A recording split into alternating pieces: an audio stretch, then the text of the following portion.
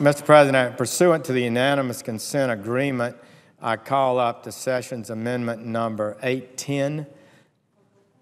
The clerk will report.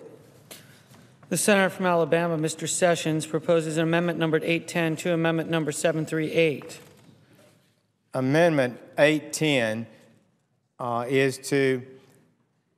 the purpose of it is to eliminate the categorical eligibility for Supplemental Nutrition Assistance Program, the SNAP program, or the food stamp program.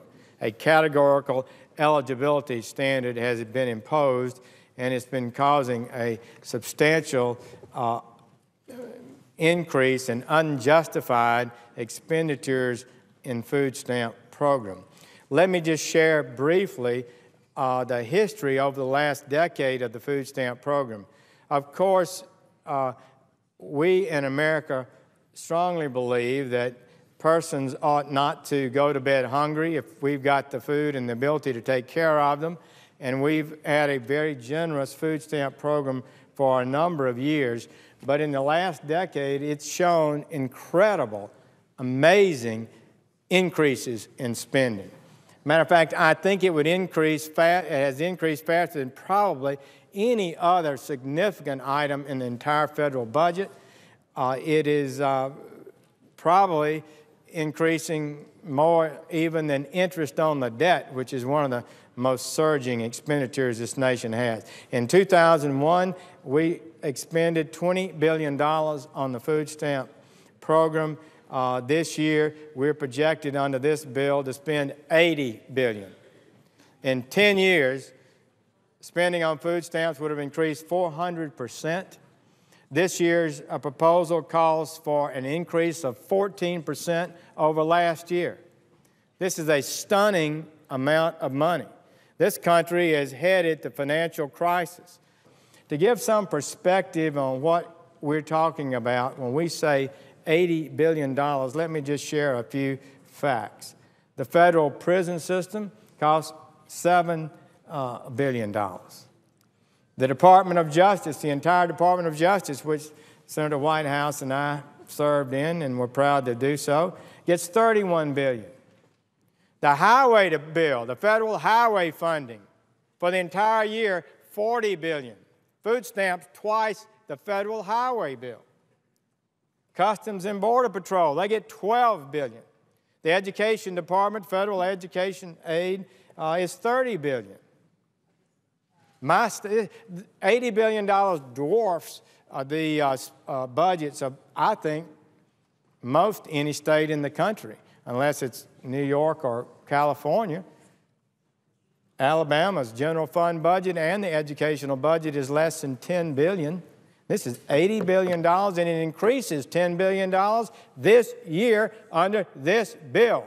And I would just say to my colleagues, we've got to get real. We don't have the money. We're borrowing 40 cents of every dollar we spend.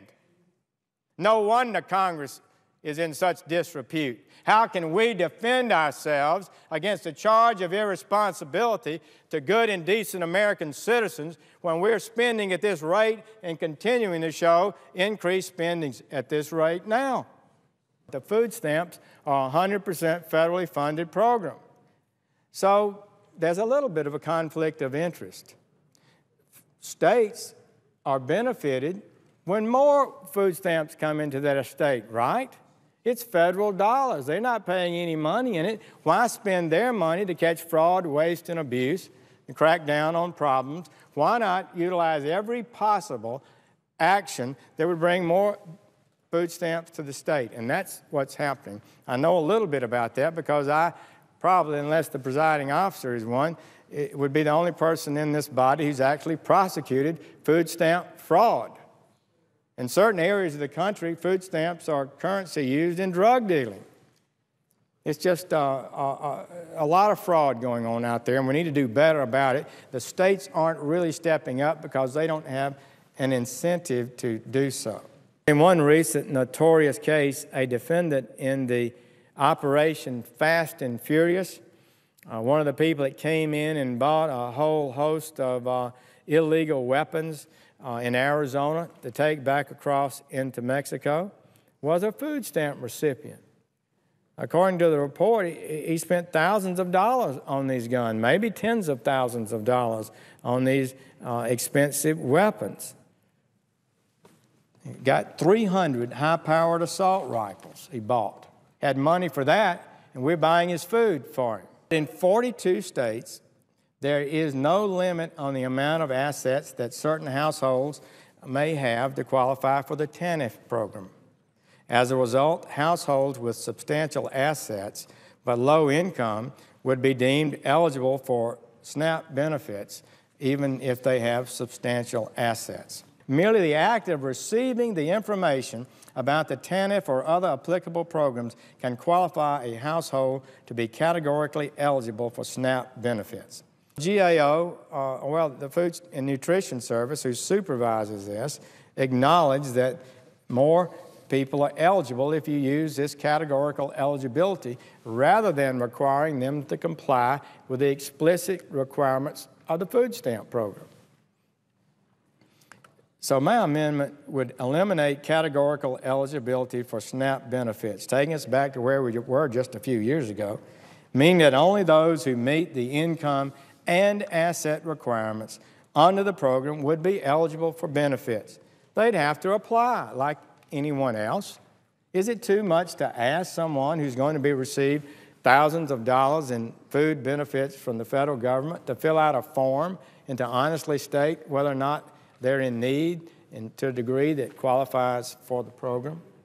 Automatic eligibility through other income support programs would end under my amendment.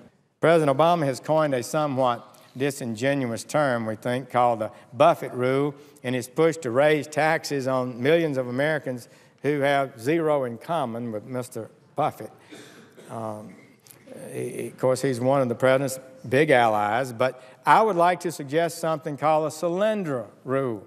Under this rule, before any proposals are offered to raise any taxes, we first put an end to the wasteful, inappropriate spending in Washington. Shouldn't we first clean up our act before we demand of the American people to send more money up here? Until we do that, raising tax rates only will be funding continuing abuse of the American taxpayer.